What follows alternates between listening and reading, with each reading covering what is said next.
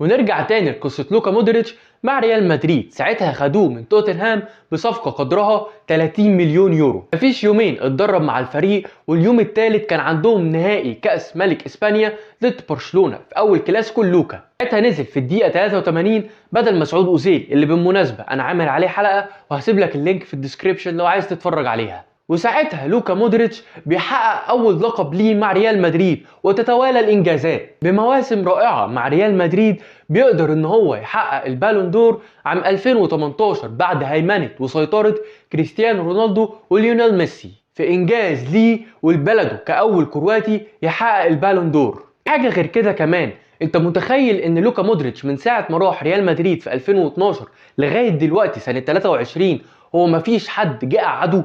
مع اختلاف اللعيبه اللي بتيجي واختلاف المديرين الفنيين اللي بيجوا او بيتغيروا، لوكا مودريتش كان ثابت في مكانه وكان بيقنع الكل بادائه.